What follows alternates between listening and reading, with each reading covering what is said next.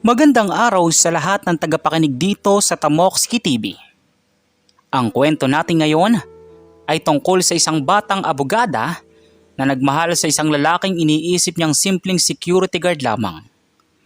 Ngunit ang katotohanan ay mas malalim pa kaysa sa inaakala niya.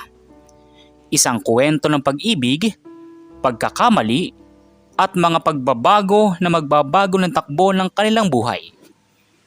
Pero bago tayo magpatuloy sa ating kwento, ay maaari po ba akong makahingi ng isang subscribe at like sa kwentong ito? At sinisigurado ko pong darating sa inyo ang napakalaking blessings. Kaya hindi ko na papatatagalin ang ating kwento at simulan na po natin. Ito ay isang maulap na Lunes ng umaga sa lungsod ng Makati. Ang buong syudad ay busog sa ingay ng mga sasakyan at mga taong nagmamadali para sa trabaho. Sa isa sa mga pinakamalaking abogasya sa bansa, naghahanda ang 27 anyos na si Atty. Sofia de la Cruz para sa kanyang pinakamahalagang kaso ngayong taon. Isang demanda laban sa isang malaking korporasyon na akusado ng pang-aabuso sa mga manggagawa. Hindi pwedeng malita ko ngayon. Ang hukom ay mahigpit pagdating sa oras at kailangan kong ipakita na handa kami para sa paglilitis. Sabi ni Sofia habang tumitingin sa relo at nagmamadaling ayusin ang kanyang damit. Habang nagmamadali siyang lumabas ng kanyang opisina at bumaba ng elevator, hindi niya napansin na ang sahig ay basa dahil sa kamakailang paglilinis. Bigla siyang natisod at muntik nang mahulog. Ngunit mabilis na may humawak sa kanyang braso para pigilan siya. "Madam, mag-ingat po kayo. Baka mapahama kayo," sabi ng security guard. Napatigil si Sofia at tumingin sa lalaking tumulong sa kanya. Isang lalaking may matipuno na pangatawan, maitim na buhok at matingkad na mga mata ang kanyang nakita. Nakasuot ito ng uniforme ng security guard ng gusali. Kulay asul na polo at itim na pantalon. Salamat po.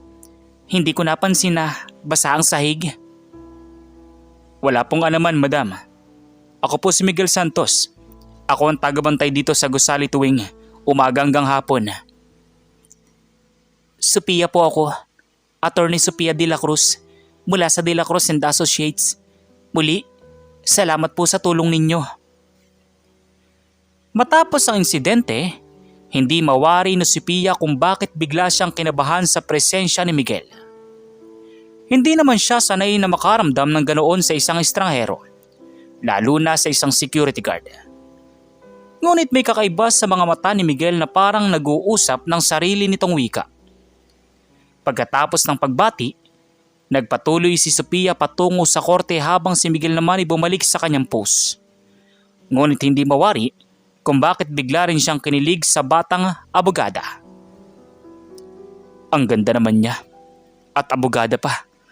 Sana makita ko pa ulit siya, sabi ni Miguel sa kanyang sarili nang makalayo si Sofia.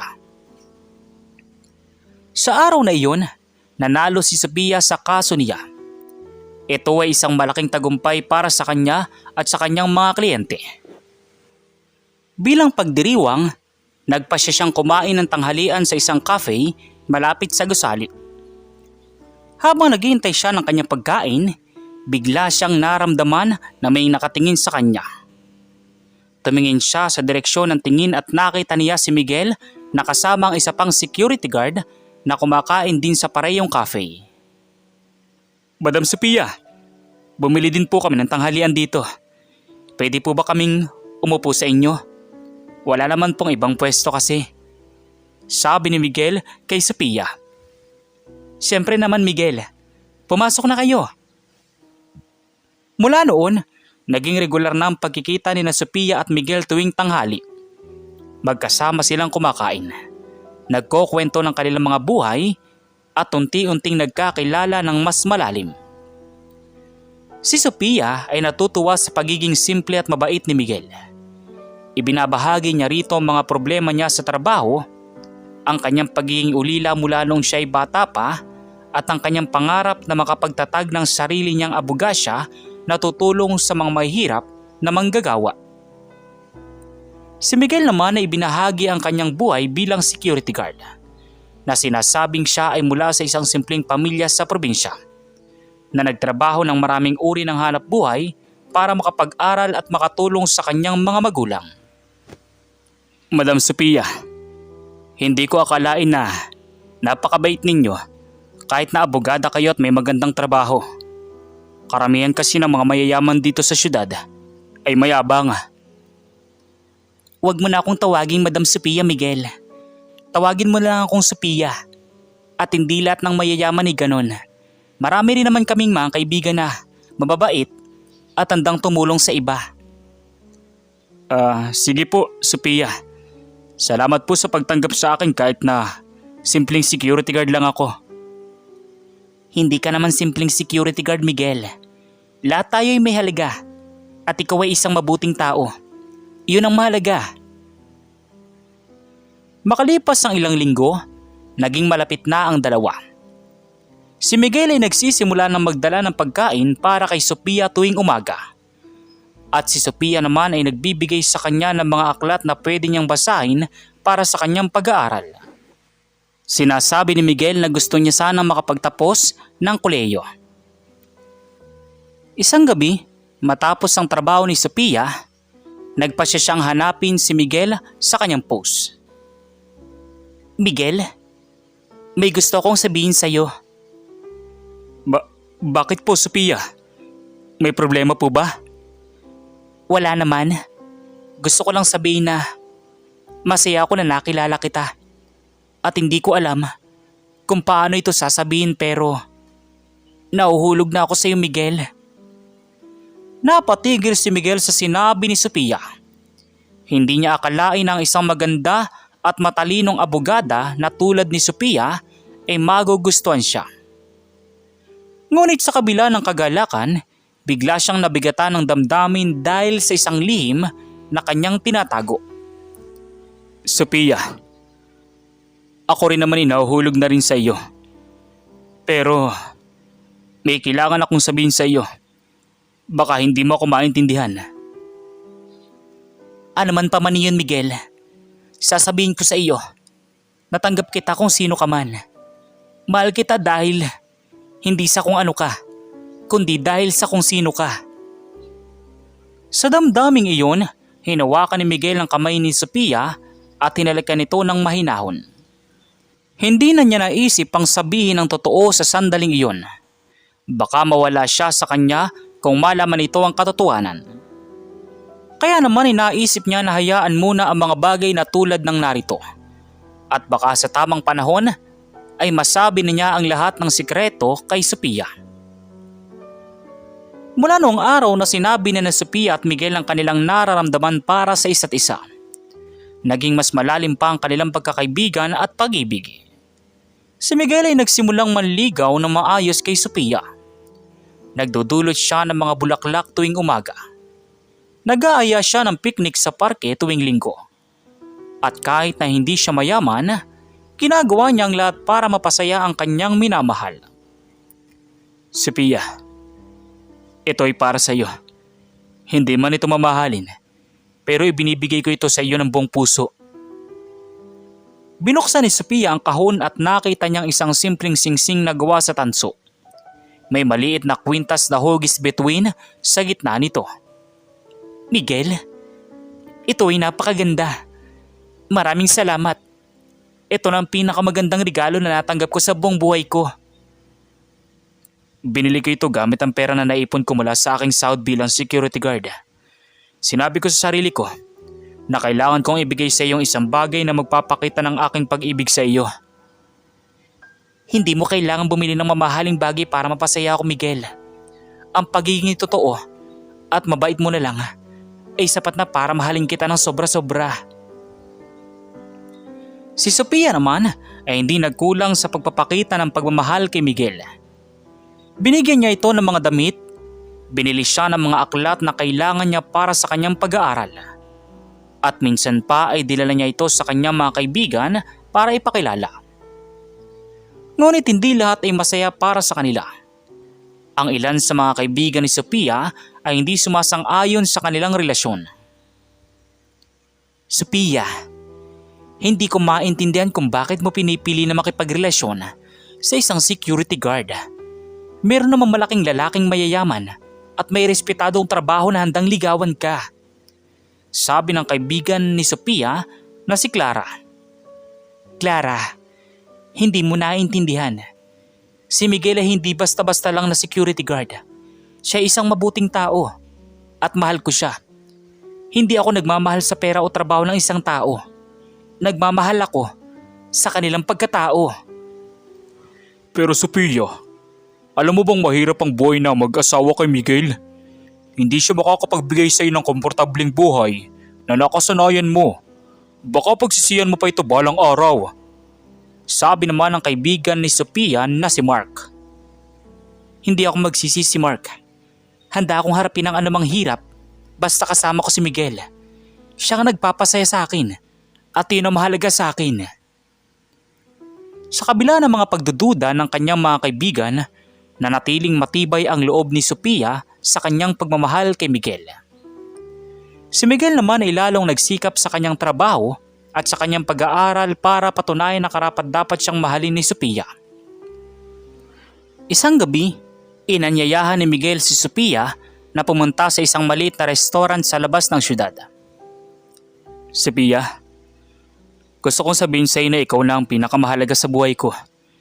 Hindi ako makapaniwala na may isang babaeng tulad mo na nagmamahal sa akin. Gusto kong tanungin ka, handa ka bang maging akin habang buhay? Napatigil si Sophia sa tanong ni Miguel. Hindi niya akalain na darating ang araw na ito. Ngunit sa kabila ng kaba, alam niya sa puso niya na handa na siya. Oo naman Miguel, handa akong maging iyo habang buhay. Mahal na mahal kita. Sa sandaling iyon, hinawakan ni Miguel ang mukha ni Sophia at tinalikan ito na maigpit. Alam nila na ang kanilang pag-ibig ay hindi perpekto. Ngunit handa silang harapin ang lahat ng pagsubok na darating para sa kanilang relasyon. Pagkatapos ng pagtatanggap, nagpasya silang sabihin sa mga magulang ni Miguel ang kanilang relasyon. Alam ni Sophia na mahirap na hindi pa niya nakikilala ang mga magulang ni Miguel. Ngunit gusto niyang malaman ng mga ito kung gaano niya kamahal ang kanilang anak. Miguel, kailan ko ba makikilala ang mga magulang mo? Gusto kong makilala sila at sabihin sa kanila kung gaano kita kamahal. Sa susunod na linggo na lang siguro, Sophia. Medyo abala kasi sila ngayon sa trabaho nila sa probinsya. Nabigla at medyo kinakabahang sagot ni Miguel. Sige lang Miguel, huwag ka mag-alala. Hintayin ko lang ang tamang panahon. Ngunit hindi alam ni Sophia na si Miguel ay nagpapanggap lamang na ang kanyang mga magulang ay nasa probinsya. Ang katotohanan ay ang mga magulang ni Miguel ay mga mayayamang negosyante na nagmamay-ari ng isa sa mga pinakamalaking korporasyon sa bansa. Si Miguel ay nagpasya na magtrabaho bilang security guard para malaman kung tunay ba ang pagmamahal ng isang babae sa kanya o sa pera at katayuan niya sa buhay. Ngunit ngayong mahal na niya si Sophia, hindi niya alam kung paano sasabihin ang totoo. Takot siyang baka isipin ni Sophia na sinungaling siya at baka mawala na ito sa kanya. Kaya naman naisip niya na hayaan muna ang mga bagay na tulad ng narito. At baka sa tamang panahon ay masabi na niya ang lahat kay Sophia. Kinabukasan, ng araw na tanggapin ni Sophia ang panliligaw ni Miguel. Nagising siya ng maaga dahil sa kagalakan. Plano niyang pumunta sa opisina na maaga para tapusin ang ilang trabaho. At pagkatapos ay pupunta siya sa post ni Miguel para dalhan ito ng almusal.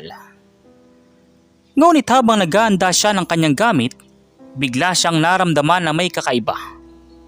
Narinig niya ang ingay ng isang malaking sasakyan na tumigil sa labas ng kanyang bahay. Sino naman kaya iyon? Wala akong inaasahan na bisita ngayong umaga. Nagtatakang sabi ni Sophia. Lumabas si Sophia ng kanyang kwarto at pumunta sa sala. Habang papalapit siya sa pintuan, narinig niya ang boses ng isang lalaki at isang babae na nagtatanong tungkol sa kanya.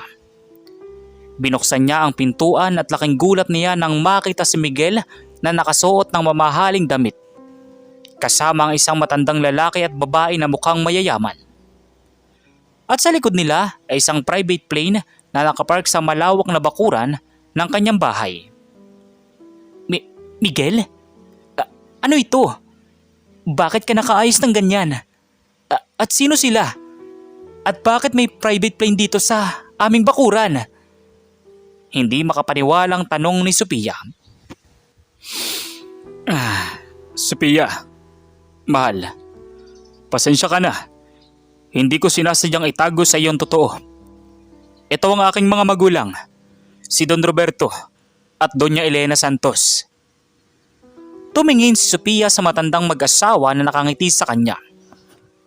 Si Don Roberto ay isang matangkad na lalaki na may maimpluwensyang dating, habang si Doña Elena ay isang magandang babae na may mainhin na ugali.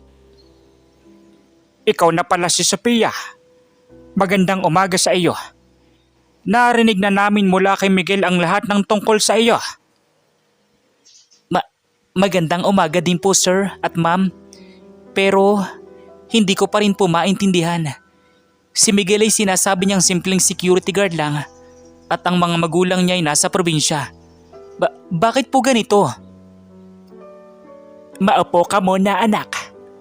Ipapaalam namin sa iyo ang lahat. Si Miguel ay aming panganay na anak. Nagmamay-ari kami ng Santos Group of Companies, isa sa mga pinakamalaking korporasyon sa bansa na may mga negosyo sa real estate, transportasyon at pagmimina. Ngunit nung siya ay nagsimula na mag-isip ng sarili niyang kinabukasan, ayaw niyang umasa sa amin at sa yaman na meron kami. Gusto niyang malaman kung tunay ba ang pagmamahal ng mga tao sa kanya o sa pera at katayuan lang namin nakabase.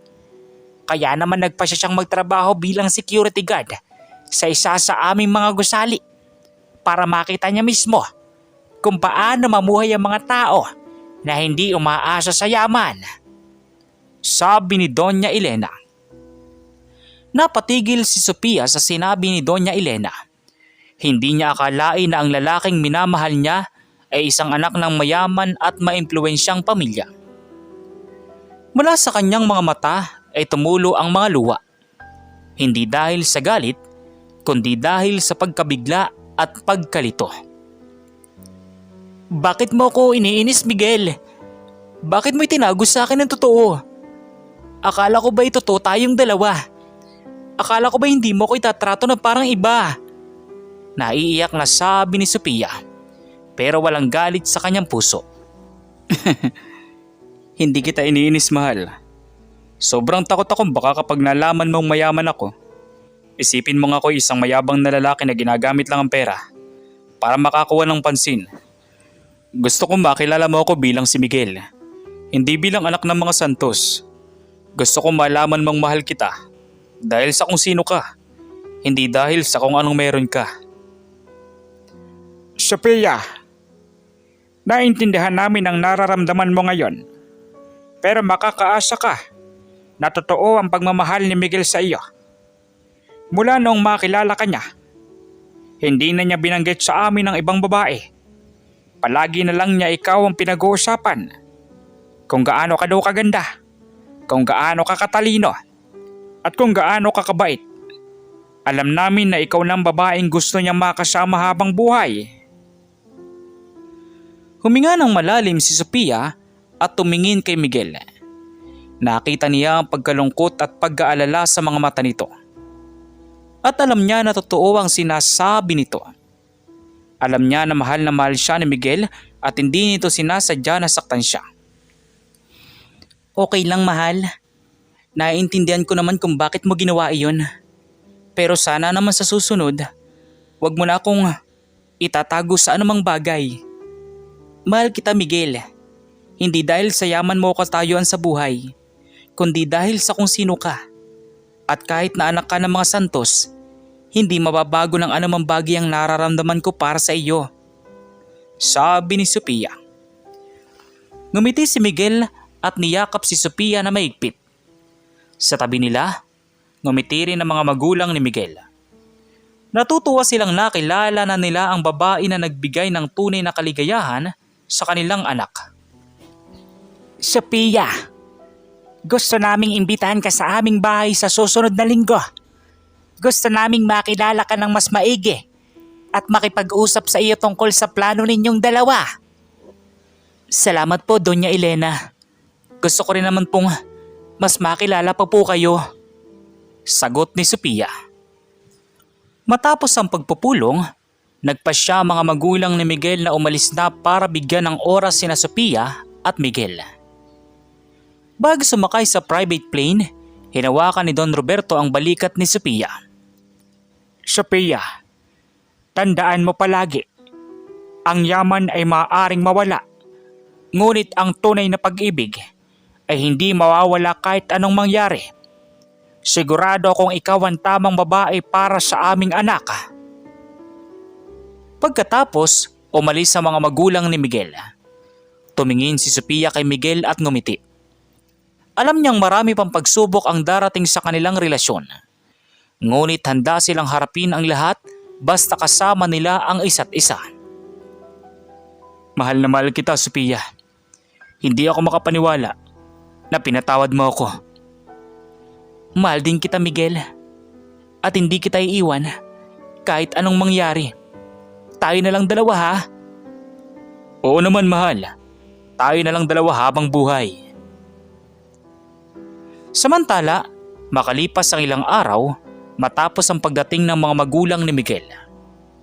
Naging maayos naman ang buhay ni Sophia at Miguel. Nagpatuloy si Sophia sa kanyang trabaho bilang abogada habang si Miguel naman ay nagpasya na itigil na ang kanyang trabaho bilang security guard at simulan ng tumulong sa negosyo ng kanyang mga magulang. Ngunit hindi lahat ay maayos para sa kanila. Ang ilan sa mga kaibigan ni Sophia ay nagsimulang magsalita ng masama tungkol sa kanilang relasyon. Sinasabing ginamit lang ni Sophia si Miguel para sa pera at katayuan nito sa buhay. Sophia, narinig ko na ang balita. Si Miguel ay anak pala ng mga Santos. Hindi ba't sinabi mo sa amin na mahal mo siya dahil sa kung sino siya? Hindi dahil sa yaman niya? Bakit mo pa pinagpatuloy ang relasyon niyo ngayong alam mong mayaman siya? Tanong ni Clara. Clara, hindi mo naiintindihan. Hindi ako nagmamahal kay Miguel dahil sa yaman niya. Mahal ko siya dahil sa kung sino siya. At kahit na nalaman kong mayaman siya, hindi naman nagbago ang nararamdaman ko para sa kanya. Pero paano kung hindi kanya tunay na mahal? Paano kung ginagamit ka lang niya para malaman kung tunay bang pagmamahal ng isang babae sa kanya? Hindi ko yun may pagkakatiwala, Clara. Kilala ko si Miguel. Alam kong totoo ang pagmamahal niya sa akin. At hindi ako papayag na sirain ng mga tsismis ang relasyon namin. Bukod sa mga tsismis ng kanyang mga kaibigan, mayroon pa ring ibang pagsubok na dumating sa kanilang relasyon. Ang ilan sa mga kasosyo ng mga Santos ay hindi sumasang-ayon sa relasyon ni Sophia at Miguel. Sinasabing hindi karapat-dapat si Sophia na asawa ng isang Santos dahil sa kanyang katayuan sa buhay. Roberto, hindi ko maintindihan kung bakit mo pinapayagan ang iyong anak na makipagrelasyon sa isang simpleng abogada. Mayroon namang maraming babae na mula sa mga mayayamang pamilya na karapat-dapat na asawa para sa kanya. Sabi ni Mr. Cruz, kasosyo sa negosyo ng mga Santos. Hindi mo naiintindihan, Carlos. Si Sophia ay hindi basta-basta lang na abogada. Siya ay isang mabuting tao at mahal ng aking anak. At hindi ako makakapagpasya para sa kanya kung sino ang dapat niyang mahalin. Pero Roberto, maaaring maapektuhan ito ang negosyo natin. Ang ilan sa mga kliyente natin ay maaaring hindi na makapagnegosyo sa atin kung malaman nila ang anak mo ay nakipagrelasyon sa isang babae na hindi karapat-dapat. Hindi ako magpapadala sa mga banta mo, Carlos. Ang kaligayahan ng aking anak ay mas mahalaga sa akin kaysa sa negosyo. Kung ayaw mo makipagnegosyo sa akin, hayaan mo na lang. Mayroon namang ibang mga kliyente na maunawaan ang desisyon namin. Nalaman ni Miguel ang usapan ni na Don Roberto at Mr. Cruz. Nag-alala siya na baka maapektuhan ang negosyo ng kanyang mga magulang dahil sa kanilang relasyon ni Sophia. Gusto niyang magpasya na hiwalayan si Sophia para protektahan ang negosyo ng kanyang pamilya. Ngunit alam niyang hindi niya kayang mawala si Sophia sa kanyang buhay. Sophia, may kailangan akong sabihin sa iyo. Narinig ko na ang usapan ni na Papa at Mr. Cruz. Baka maapektuhan ang negosyo ng aming pamilya dahil sa atin. Baka mas mabuting hiwalayan na natin ang isa't isa, sabi ni Miguel. Nagulat naman si Sophia. Hindi mo ba talaga ako pinagkakatiwalaan, Miguel? Hindi ba't sabi mo na mahal mo ako at hindi mo ako iiwan kahit anong mangyari? Bakit mo sinasabi ito ngayon? Mahal na mahal kita, Sophia. Pero hindi ko kayang ipahamak ang negosyo ng aking pamilya. Ito na lang ang tanging paraan para protektahan sila. Hindi ito ang tamang paraan, Miguel. Kung tunay kang mahal mo ako, hindi ka dapat susuko ng ganito kadali. Kailangan nating harapin ang mga problema na ito na magkasama. Hindi tayo dapat maghiwalay dahil sa mga ganitong bagay lang. Tumingin si Miguel kay Sophia at nakita niya ang pagtsatsaga at pagmamahal sa mga mata nito. Hindi siya dapat susuko sa kanilang pag-ibig dahil sa mga problema. Kaya naman, nagpasya silang magkasama na harapin ang mga pagsubok na darating. Nagpasya silang makipag-usap sa mga kasosyo ng mga Santos para ipaliwanag ang kanilang relasyon at patunayan na totoo ang kanilang pag-ibig. Mga sir, gusto kong sabihin sa inyo na hindi ako nagmamahal kay Miguel dahil sa yaman niya o sa katayuan niya sa buhay. Mahal ko siya dahil sa kung sino siya at handa akong gawin ang lahat para patunayan sa inyo na karapat dapat akong asawa niya para sa kanya, sabi ni Sophia. Mga sir, si Sophia ang babaeng gusto kong makasama habang buhay. Hindi ko kayang mabuhay nang wala siya sa aking buhay. At sana naman maintindihan ninyo kami at suportahan ang aming relasyon. Napatigil ang mga kasosyo ng mga Santos sa sinabi ni na Sophia at Miguel. Nakita nila ang pagmamahal at pagtsatsaga sa mga mata ng dalawa. At alam nila na totoo ang kanilang sinasabi. Kaya naman nagpasya silang tanggapin si Sophia bilang bahagi ng pamilya ng mga Santos at suportahan ang kanilang relasyon. Pasensya ka na, Sophia. Hindi namin naiintindihan ang sitwasyon niyo dati. Ngunit ngayon, alam namin na totoo ang pagmamahal niyong dalawa. At handa kaming suportahan kayo sa anumang paraan, sabi ni Mr. Cruz kay Sophia. Salamat po, sir. Nagpapasalamat po ako sa inyong pag-unawa at suporta. Matapos ang pagpupulong, naging maayos naman ang lahat para sa kanilang dalawa. Wala nang mga taong nagsasalita ng masama tungkol sa kanilang relasyon at suportado na sila ng lahat ng tao sa kanilang paligid. Alam nila na marami pang pagsubok ang darating sa kanilang buhay. Ngunit handa silang harapin ang lahat basta kasama nila ang isa't isa. Makalipas ang ilang buwan, matapos malampasan ang mga pagsubok, nagpasya sina Sophia at Miguel na ikasal. Pinili nila na gawin ang kanilang kasal sa isang maliit na simbahan sa probinsya kung saan lumaki si Miguel. Nais nila na ang kanilang kasal ay simple lamang at puno ng pagmamahal at pag-ibig. Dumalo sa kanilang kasal ang kanilang mga pamilya, kaibigan at mga taong mahal nila sa buhay. Noong araw ng kasal, naka-white na wedding gown si Sophia na may simpleng disenyo habang si Miguel naman ay nakaitim na barong. Habang naglalakad si Sophia patungo sa altar kasama ang kanyang tiyahin dahil siya ay ulila na. Hindi mapigilan ni Miguel na mapaiyak ng kagalakan. Hindi niya akalain na darating ang araw na makakasama na niya ang babaeng mahal niya habang buhay. Ngayong narito tayong lahat para sakripisihin ang pag-ibig ni na Sophia at Miguel. Hinihiling ko sa inyo na suportahan sila sa kanilang bagong buhay bilang mag-asawa. Ang pag-aasawa ay isang sagrado, pangako na dapat ingatan at pahalagaan ng mag-asawa habang buhay. Sabi ng padre habang nakatayo sa altar kasama sina Sofia at Miguel. Miguel, ikaw ba ay tatanggapin si Sofia bilang iyong legal na asawa? Ipaglalaban mo ba siya sa lahat ng oras? Sa kasiyahan at kalungkutan, sa kalusugan at karamdaman, hanggang sa makuha tayo ng kamatayan? Opo, Father. Tatanggapin ko po si Sofia bilang aking legal na asawa. Ipaglalaban ko siya sa lahat ng oras, sa kasiyahan at kalungkutan, sa kalusugan at karamdaman, hanggang sa makuha tayo ng kamatayan. Sofia, ikaw ba ay tatanggapin si Miguel bilang iyong legal na asawa? Ipaglalaban mo ba siya sa lahat ng oras, sa kasiyahan at kalungkutan, sa kalusugan at karamdaman, hanggang sa makuha tayo ng kamatayan? Opo, Father.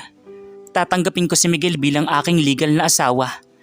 Ipaglalaban ko siya sa lahat ng oras, sa kasiyahan at kalungkutan, sa kalusugan at karamdaman, hanggang sa makuha tayo ng kamatayan.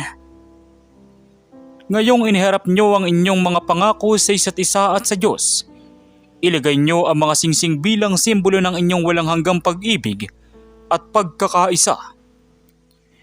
Inilagay ni Miguel ang singsing sa daliri ni Sofia habang binibigkas sa mga salita. Ibinibigay ko sa iyo ang singsing na ito bilang tanda ng aking pag-ibig at pangako. Mahal kita, Sofia, hanggang sa huli ng aking mga araw. Pagkatapos ay inilagay naman ni Sofia ang singsing sa daliri ni Miguel. Ibinibigay ko sa iyo ang singsing na ito bilang tanda ng aking pag-ibig at pangako. Mahal kita, Miguel, hanggang sa dulo ng mundo. Batay sa mga salita ng pag-ibig at mga pangakong iniharap ninyo, ako ngayon idiniklara kayong mag-asawa. Maaari mo nang halikan ang iyong asawa. Sa sandaling iyon, hinawakan ni Miguel ang mukha ni Sofia at tinalikan ito na maigpit habang ang mga bisita ay pumapalakpak at nagdadalamhati ng kagalakan. Matapos ang seremonya sa simbahan, nagtuloy sila sa isang simpleng handaan sa bukid malapit sa simbahan. Ang lahat ay masaya. Kumakain, umaawit, at sumasayaw kasama ang mag-asawang bagong kasal. Mga mahal kong kaibigan at pamilya, ngayong araw na ito ay masaya akong makita ang aking anak na nakahanap na ng taong mamahalin siya ng totoo. Si Sofia ay hindi lamang isang mabuting babae. Siya ay ang regalo ng Diyos sa amin. Hinihiling ko sa inyong lahat na patuloy na suportahan sila sa kanilang paglalakbay bilang mag-asawa. Sabi ni Don Roberto habang nagbibigay ng mensahe. Anak, mahal na mahal namin kayo ni Miguel. Alam namin na magiging masaya kayo sa isa't isa. At tandaan ninyo palagi, kami ay laging narito para sa inyo. Sabi naman ni Doña Elena habang hawak ang kamay ni Sofia. Mga mahal naming bisita, salamat po sa inyong lahat na dumalo sa aming kasal. Hindi namin makukumpleto ang araw na ito kung wala kayo. Gusto kong sabihin sa lahat na ang pag-ibig ay hindi nakikita sa yaman o katayuan. Nakikita ito sa kung paano natin pinapahalaga ng isa't isa at binibigyan ng lahat ng ating makakaya. Salamat po sa inyong lahat at sana'y magkaroon din kayo ng ganitong uri ng pag-ibig. Matapos ang handaan, nagpasya sina Sofia at Miguel na magbakasyon sa isang pribadong isla para sa kanilang honeymoon. Habang nasa isla sila, nag-usap sila tungkol sa kanilang mga plano para sa hinaharap. Mahal, hindi ako makapaniwala na ikaw lang asawa ko. Gusto kong sabihin sa iyo na ikaw ang pinakamagandang bagay na nangyari sa buhay ko. Mahal din kita, Miguel. At gusto kong sabihin sa iyo na handa akong harapin ang lahat ng pagsubok na darating sa ating buhay. Basta't kasama kita. Ano nga pala ang mga plano natin para sa hinaharap? Gusto kong ituloy mo pa rin ang iyong trabaho bilang abogada, mahal. Alam kong mahal mo ang trabaho mo at gusto mong tumulong sa mga taong nangangailangan. Bilang para sa akin, plano ko magtatag ng isang programa sa aming korporasyon na tutulong sa mga mahihirap na manggagawa para maipakita natin sa kanila na may mga taong nag-aalala sa kanilang kapakanan. Iyon ang napakagandang plano, mahal. Gusto kong tumulong sa iyo sa programa mong yun. Maaari natin gamitin ang aking kaalaman bilang abogada para tiyakin na makakatanggap sila ng tamang karapatan at proteksyon. Makalipas ang ilang taon, naging matagumpay ang mga plano ni Sophia at Miguel. Nagtagumpay si Sophia bilang abogada at nagtatag ng sarili niyang abogasya na tutulong sa mga mahihirap na manggagawa.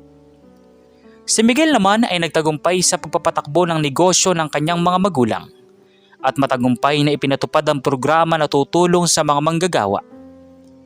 Bunga pa ng kanilang pagmamahal ay meron na silang 2 malulusog na anak, isang lalaki at isang babae. Isang araw, habang nagkukwentuhan sila ng kanilang mga anak tungkol sa kanilang pag-ibig, tinanong sila ng kanilang anak na babae. Mama, Papa, paano nyo nalaman na kayo na talagang isa't isa? Tanong ni Andrea. Mahal kong anak, nalaman namin na kami na talagang isa't isa dahil sa pagmamahal at pagtitiwala na ibinigay namin sa isa't isa. Hindi namin pinapansin ang mga pagkakaiba namin sa buhay. Ang mahalaga ay mahal namin ang isa't isa at handang gawin ang lahat para sa isa't isa. At tandaan mo palagi, anak, ang tunay na pag-ibig ay hindi kailanman nasusukat sa pera o katayuan sa buhay. Nasusukat ito sa kung paano mo pinapahalaga ng taong mahal mo at binibigyan siya ng lahat ng iyong pagmamahal at pangangalaga. Habang nakikinig ang kanilang mga anak sa kanilang kwento, ngumiti sina Sophia at Miguel. Alam nila na ang kanilang pag-ibig ay isang biyaya mula sa Diyos. Isang pag-ibig na dumaan sa maraming pagsubok, ngunit nanatiling matibay at tunay. At alam nila na hanggang sa huli ng kanilang mga araw, hindi nila ipagpapalit ang pag-ibig na ibinigay sa isa't isa. At yun na nga po ang kwento ng pag-ibig ni Sophia at Miguel. Isang kwento na nagpapakita na ang tunay na pag-ibig ay hindi nakikita sa yaman o katayuan, kundi sa kung paano natin pinapahalagahan at binibigyan ng lahat ng ating makakaya ang taong mahal natin. Muli, ako po si Tamoxki TV. Maraming salamat po sa inyong pagtutok. Huwag po nating kalimutang mag-subscribe at mag-like sa kwentong ito na puno ng pag-ibig at pag-asa. Hanggang sa muli, kita-kita tayo sa mga susunod pa nating maraming mga kwento. Thank you and God bless you all. Peace out.